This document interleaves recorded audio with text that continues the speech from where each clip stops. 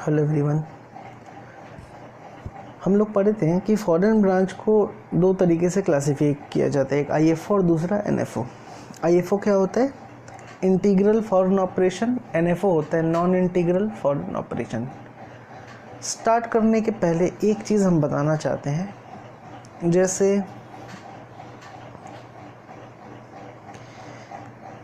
एक होता है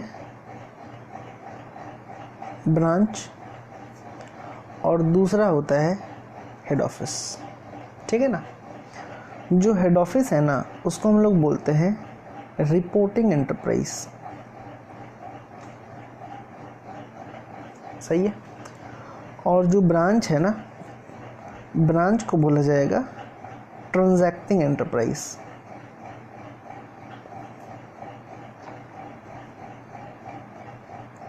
ऐसा क्यों?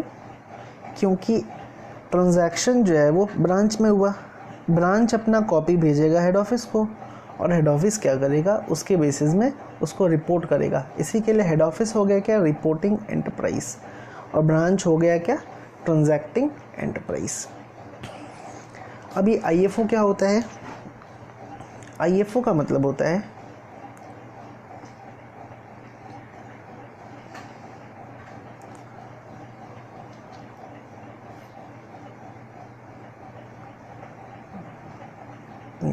आईएफओ इंटीग्रल फॉरेन ऑपरेशन के केस में पहला पॉइंट, जो बिजनेस है ना, business is carried on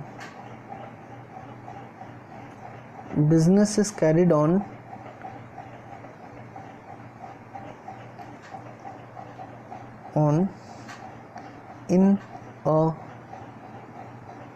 single foreign currency।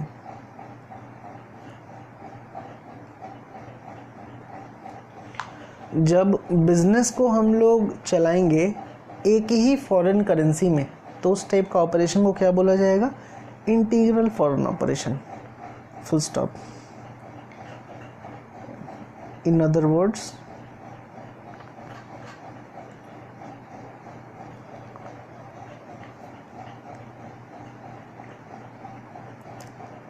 currency of the country where it is located। सही है।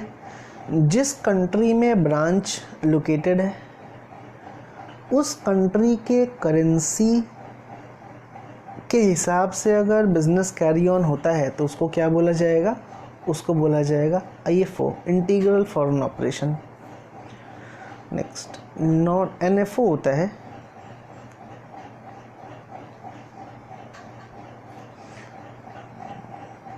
Business is carried on,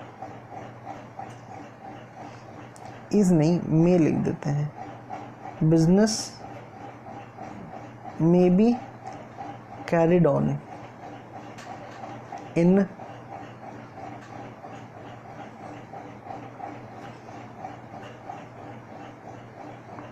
foreign currency of as well as home currency। सही है। आईएफओ, अगर बिजनेस को हम लोग होम करेंसी में carry on या फिर कोई भी एक ही करेंसी में कैरी ऑन करते हैं तो वो होता है आईएफओ। और अगर बिजनेस को हम लोग home currency as well as foreign currency में अगर हम बिजनेस को कैरी ऑन करते हैं तो उसको बोला जाता है NFO.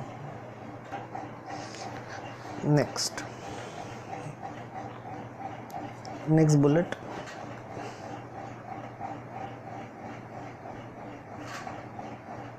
all transactions of IFO be translated at a rate prevailing on the date of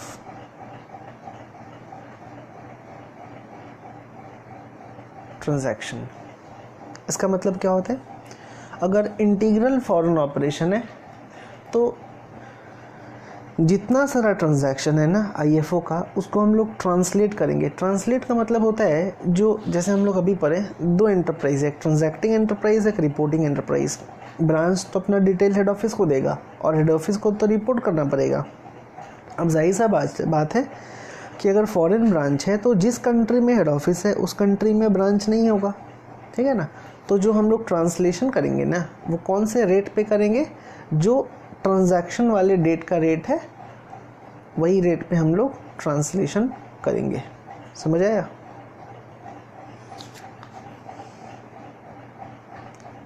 in such case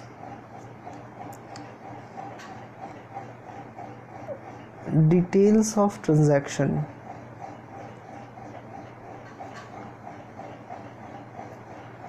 will be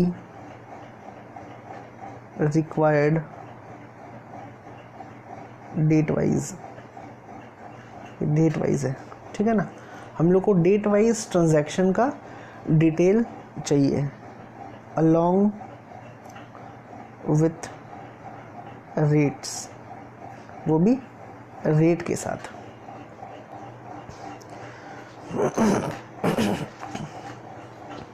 next,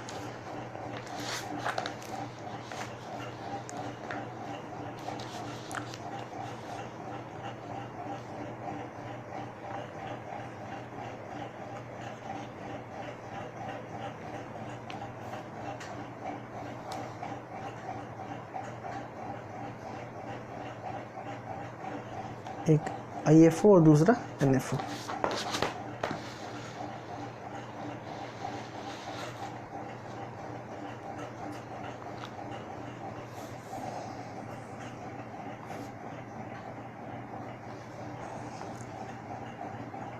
next, translation at the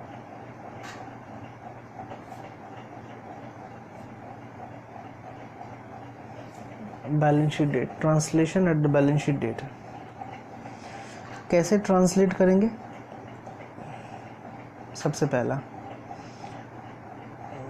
जितना सारा मॉनेटरी आइटम्स है ना,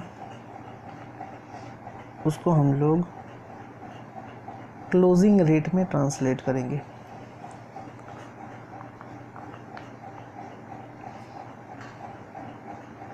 जितना सारा नॉन मॉनेटरी आइटम्स हैं, non monetary items such as fix assets हो गया, investment हो गया, fix assets, investments in equity share सही लग रहा है। इन इक्विटी शेयर्स, इन्वेंट्रीज हो गया यानी कि क्लोजिंग स्टॉक एटसेट्रा, और categorized as follows.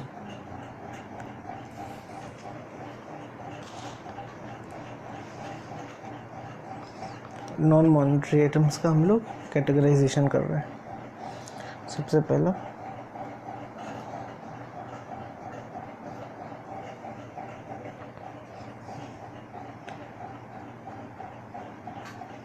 Cost of assets and depreciation is, ये दे दो, is translated using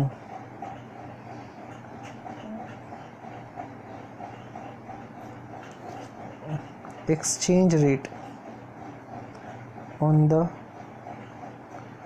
date of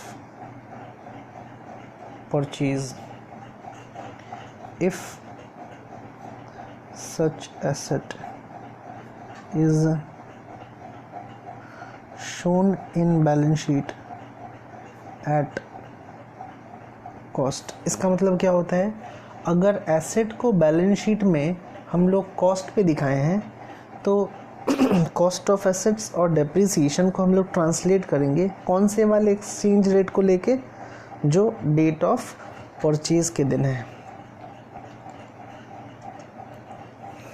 B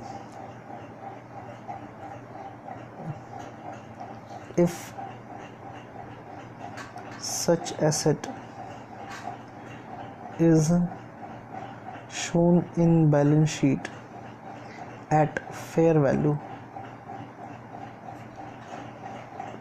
then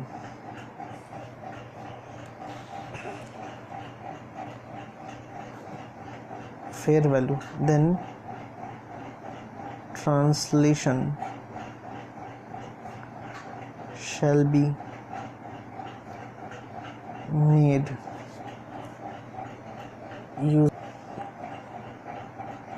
using exchange rate on the date on which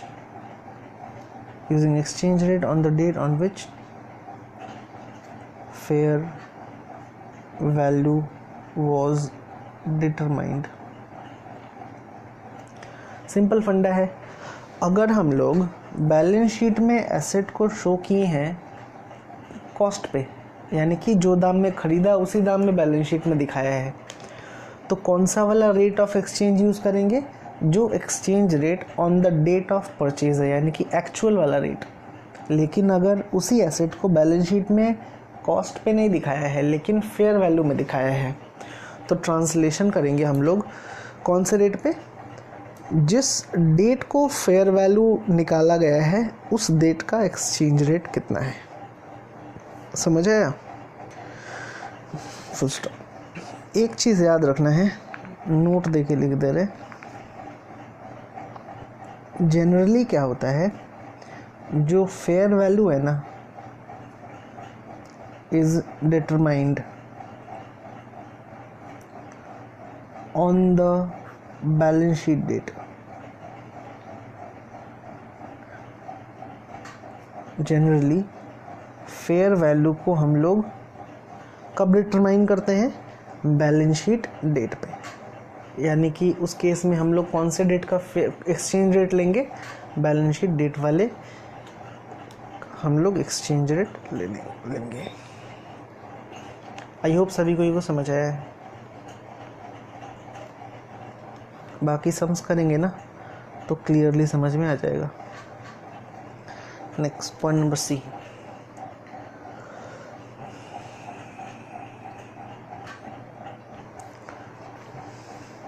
next exchange difference arising on translation shall be charged to PL account। Exchange difference को हम लोग कहाँ पे charge करेंगे, profit and loss account में। ये था IFO से रिलेटेड कुछ बात। अब हम लोग पढ़ेंगे NFO से रिलेटेड कुछ चीज़। NFO के केस में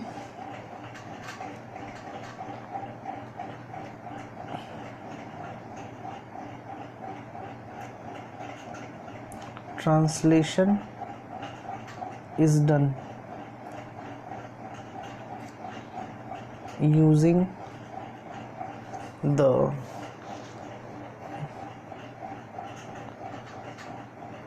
following principle।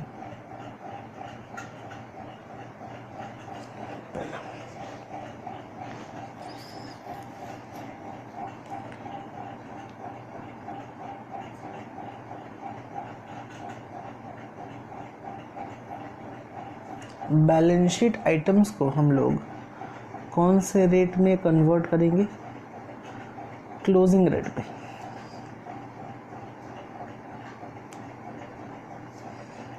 Incomes and expenses, इसको हम लोग एक्चुअल रेट से, रेट पे एक्सचेंज करेंगे।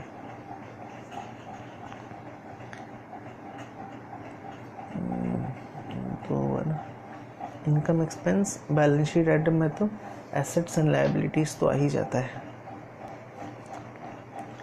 Finally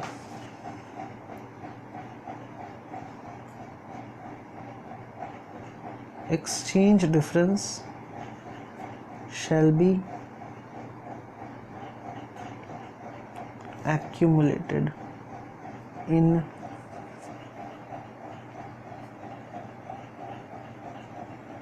foreign currency translation reserve account। Exchange difference को हम लोग कहाँ पे इकट्ठा करेंगे? Foreign currency translation reserve account में इकट्ठा करेंगे। कब तक?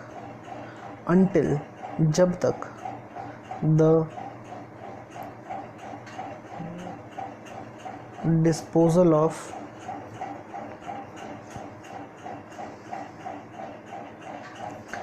Net investment in non integral foreign operation, जब तक नॉन इंटीग्रल फॉरेन ऑपरेशन में जो इन्वेस्टमेंट किया गया है वो डिस्पोज ऑफ नहीं हो जाए तब तक। समझ आया?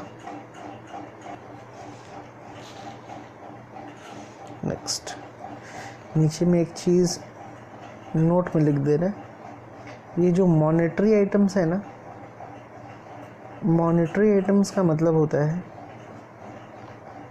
कैश हो गया, डेटर्स हो गया, क्रेडिटर्स हो गया, etcetera. Cash, debtors, creditors. Debtors को रिसीवेबल भी बोला जाता है और क्रेडिटर्स को पेएबल भी बोला जाता है। आई होप ये सभी कोई को समझ में आ गया।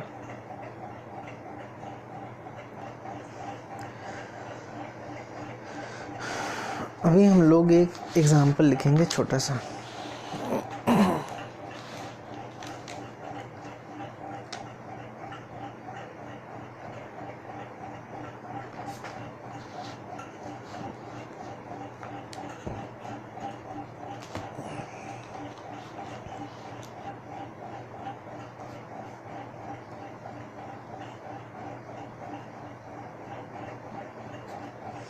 एग्जाम्पल मान लेते हैं जो हेड ऑफिस है ना, हेड ऑफिस है अपना दिल्ली में और ब्रांच कहाँ पे है? ब्रांच है सिडनी, ऑस्ट्रेलिया। सही है। तो दिल्ली में कौन सा करेंसी यूज़ होता है? रुपीस। और ऑस्ट्रेलिया में कौन सा करेंसी यूज़ होता है? ऑस्ट्रेलियन डॉलर, AUD बोलते हैं। ठीक है ना? ओके। रिपोर्टिंग करेंसी क्या हो गया? हेड ऑफिस हो गया। अब ब्रांच क्या करेगा? अब एक ट्रायल बैलेंस बनाएगा और किसको भेजेगा? हेड ऑफिस को। तो ये ब्रांच का ट्रायल बैलेंस है। कौन सा डेट को? मान लेते हैं 31 मार्च 2010 को है। डेबिट और ये क्रेडिट। ट्रायल बैलेंस तो हम लोग सभी को ही देखे हैं, कैसा होता है दिखने में? सर बहुत अच्छा।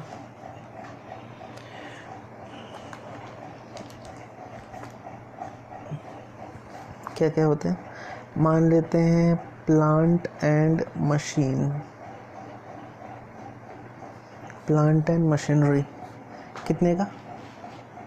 Suppose 2 lakh rupees.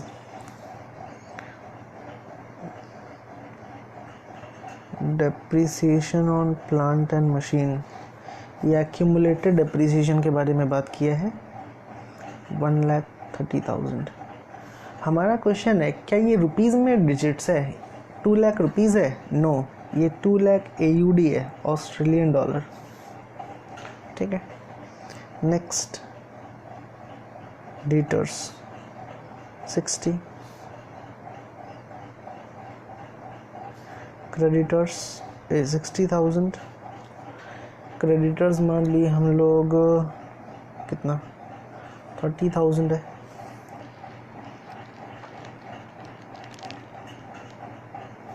Opening stock suppose कर लेते हैं 20,000, ये सब डॉलर्स है, ठीक है। Cash and bank balance suppose 10,000 है। परचेज एंड सेल्स, परचेज कितने का है, मान लो 20,000 और सेल्स है 1,23,000।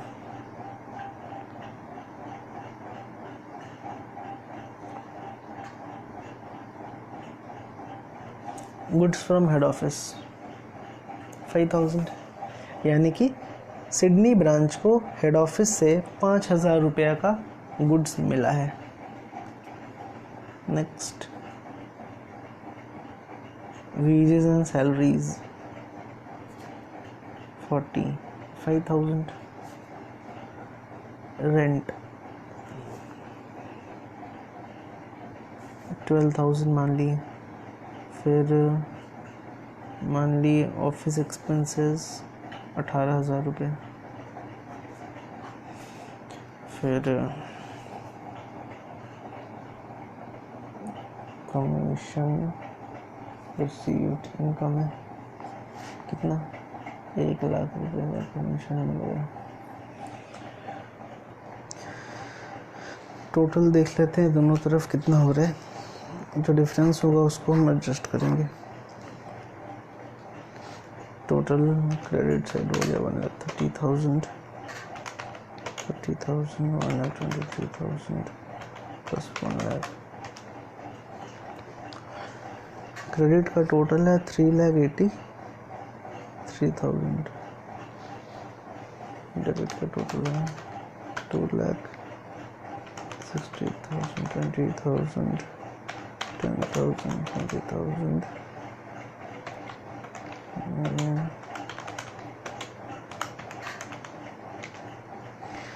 यह है 3,90,000।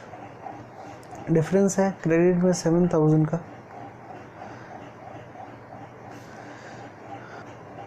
7,000 का डिफरेंस है, वो हेड ऑफिस अकाउंट बोल के हम लिख रहे हैं, यानी कि हेड ऑफिस को और पैसा मिलेगा, ब्रांच के लिए लायबिलिटी है। ये अपना ट्रायल बैलेंस है जो ब्रांच हेड ऑफिस को भेजा है।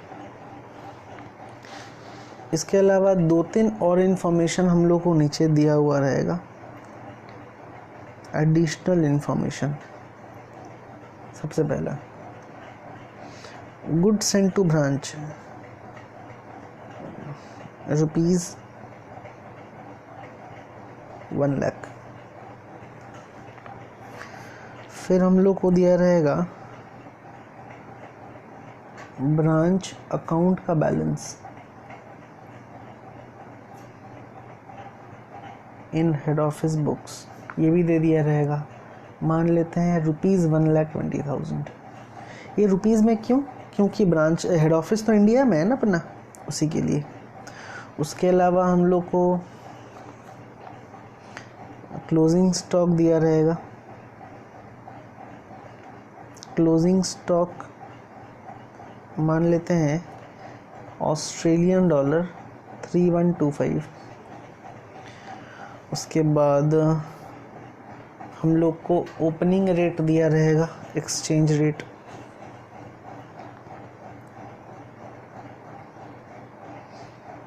ओपनिंग रेट 1/4/2009 का कितना मानते हैं, ₹20 पर ऑस्ट्रेलियन डॉलर AUD। फिर हम लोग को क्लोजिंग रेट भी दिया होगा 31 मार्च 2010 का, मान लेते हैं ₹24 पर ऑस्ट्रेलियन डॉलर। एक हम लोग को एवरेज रेट भी दिया हुआ रहेगा, मान लेते हैं ₹22 पर ऑस्ट्रेलियन डॉलर। मानते यही अपना जो है ना एक्चुअल रेट है। और बोला है प्रिपेयर ट्रायल बैलेंस। ये अपना हिसाब ट्रायल बैलेंस बनाना है हम लोग को। तो जाहिर सा बात है हम लोग इसको रिपोर्टिंग, अच्छा रिपोर्टिंग एंटरप्राइज कौन होगा? Head office. यानी कि हम लोग ऑस्ट्रेलियन डॉलर को किस में कन्वर्ट करेंगे? हम लोग कन्वर्ट करेंगे रुपीज़ में। तो इसका सॉल्यूशन कैसा होगा?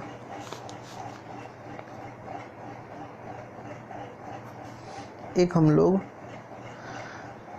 कन्वर्टेड ट्रायल बैलेंस बनाएंगे, वो भी किस में? रुपीज़ में। हम लोग जानते हैं फॉरेन ब्रांच को दो पार्ट में क्लासिफाई किया गया है, एक इंटीग्रल फॉरेन ऑपरेशन और दूसरा non integral foreign operation, IFO and NFO। IFO में ट्रांसलेशन कैसे होता है वो भी हम लोग पढ़े हैं, और NFO में ट्रांसलेशन कैसे होता है वो भी हम लोग पढ़े हैं। तो क्वेश्चन में कुछ बोला नहीं है IFO ना NFO। नॉर्मली जो एग्ज़ाम में क्वेश्चन देगा ना, वहाँ पे हम लोग को क्लियरली लिख दिया हुआ रहेगा कि IFO है या फिर NFO है। फ़िलहाल हम ये सम को ना दोनों मेथड बनाएंगे। पहले हम बनाएंगे इसको IFO में, फिर बाद में बनाएंगे इसको हम लोग NFO में। देखना कैसे बनता है ये।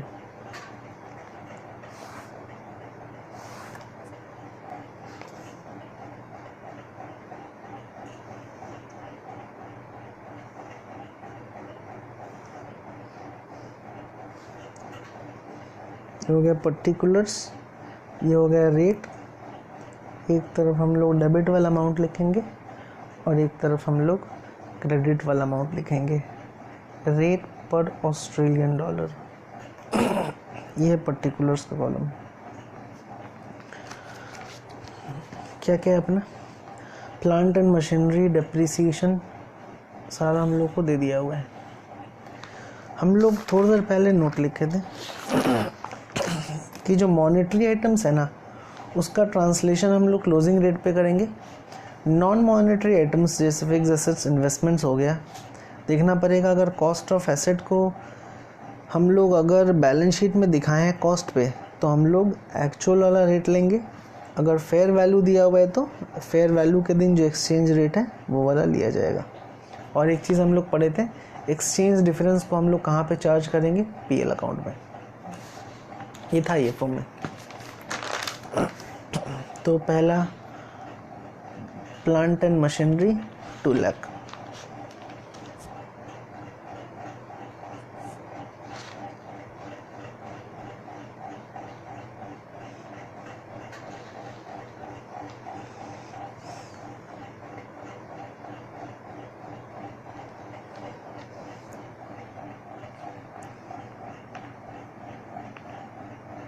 Plant and machinery. क्वेश्चन में एक चीज़ ऐड करना है, हम यहाँ पे ना कॉस्ट लिख दे रहे ब्रैकेट में, ठीक है। अच्छा एक चीज़ और हम ऐड करते हैं, जैसे यहाँ पे एवरेज रेट दिया हुआ है ना, हम ये क्वेश्चन में एक चीज़ ऐड कर देते हैं। फिक्स एसेट्स के लिए हम लोग यूज़ करेंगे ₹18 पर ऑस्ट्रेलियन डॉलर AUD, ठीक है। देखना है फिक्स एसेट्स के लिए 18 पर ऑस्ट्रेलियन डॉलर, यही हम लोग यूज़ करेंगे।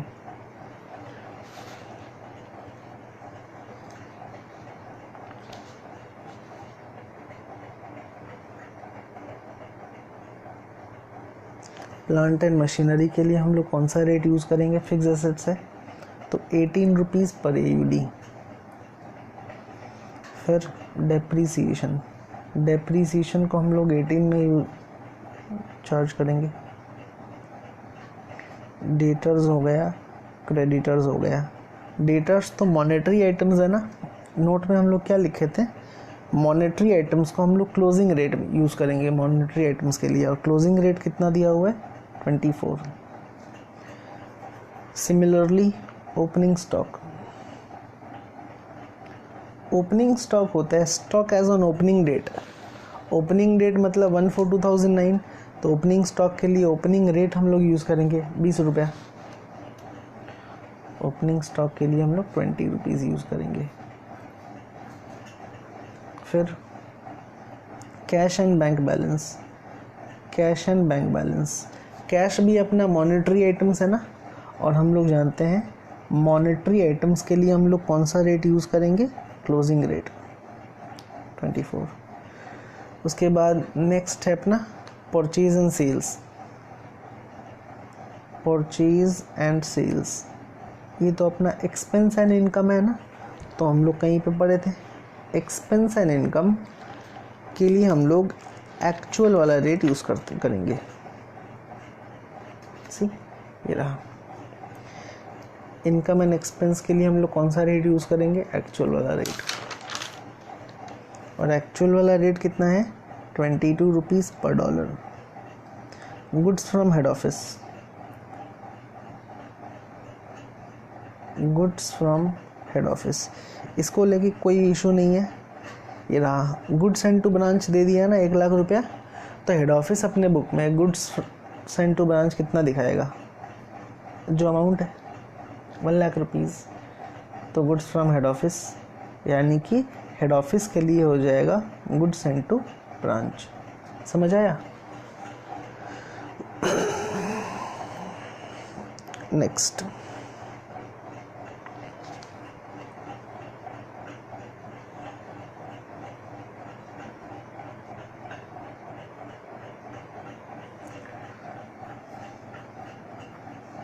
उसके बाद है wages and salaries. Wages and salaries तो एक्सपेंस है ना, इसको हम लोग क्लोजिंग रेट यूज़ करेंगे इसके लिए 20, sorry not closing rate, what is it, actual rate 22।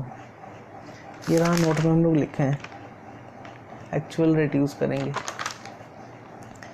Wages and salaries के बाद रेंट, हम लोग एक्चुअल रेट यूज़ करेंगे।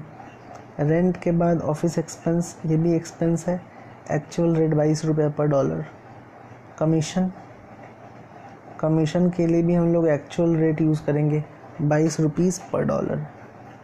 ये तो हेड ऑफिस बना रहे हैं ना ट्रायल बैलेंस, तो हेड ऑफिस अपने बुक में ब्रांच अकाउंट का बैलेंस लिखेगा, और ब्रांच अकाउंट का बैलेंस तो दिया हुआ है क्वेश्चन में, ब्रांच अकाउंट का बैलेंस कितना है 1,20,000, तो हम लोग 1,20,000 लिखेंगे। ये रहा,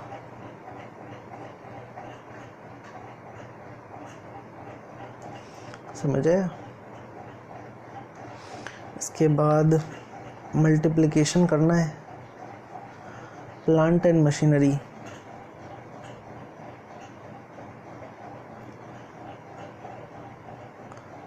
डेबिट कितना डॉलर है, 2 लाख डॉलर है, 2 लाख डॉलर इंटू 18 कितना होगा 36 लाख रुपीज़। डेप्रिसिएशन है 1,30,000, 1,30,000 इंटू 18 23,40,000। डेटर्स है 60,000, 60,000 into 24, 60,000 into 24 14,40,000। Creditors 30,000, 30,000 into 24 it's 7,20,000। Opening stock है 20,000 into 20 4 lakh. Cash and bank balance 10,000, 10,000 into 24 2,40,000। Next purchase 22, 20,000 into 22 20,000 into 22 4,40,000 and 1,23,000 into 22 1,23,000 into 22 कितना 2,706,000 सॉरी 2,706,000। नेक्स्ट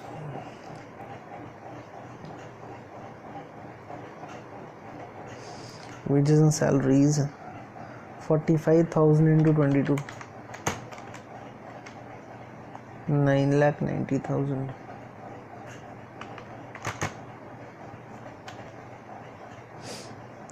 फिर अपना रेंट है 12,000 12,000 into 22, 2,64,000. Office expense 18,000 into 22, 3,96,000. Commission receive तो income है ना, income है 1 lakh, 1 lakh into 22 तो ये हो जाएगा 22 लाख, ठीक है ना। टोटल करने पे कितना आ जाएगा, क्लोजिंग स्टॉक नहीं लिखा था, ट्रायल बैलेंस में ही हम लोग क्लास 11 से पढ़ रहे हैं।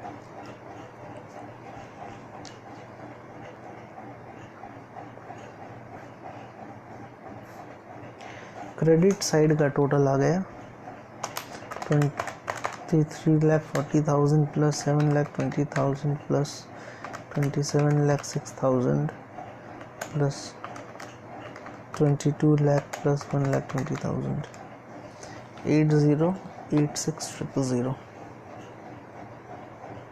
क्रेडिट साइड का टोटल आया 80,86,000।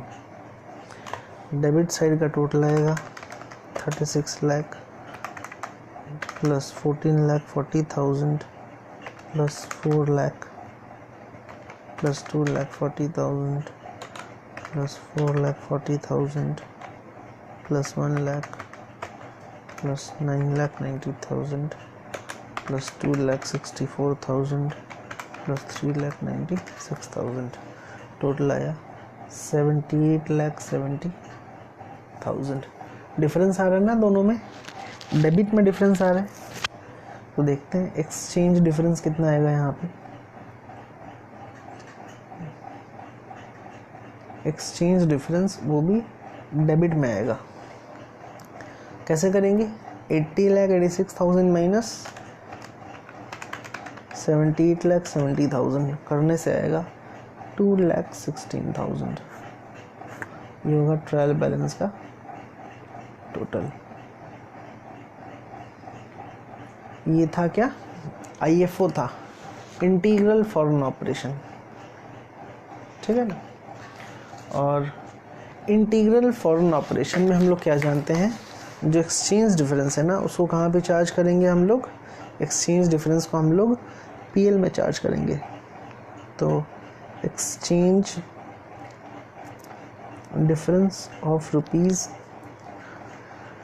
2,16,000 will be charged in PL account। I hope ये समझ में आया।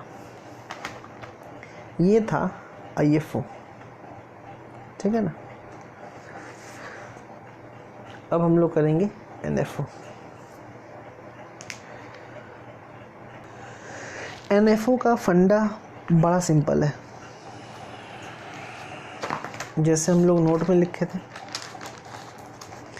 NFO में क्या लिखे हम लोग, जो बैलेंस शीट का आइटम है ना उसको क्लोजिंग रेट में, इनकम एक्सपेंस को एक्चुअल रेट में शो करना है, समझ आया।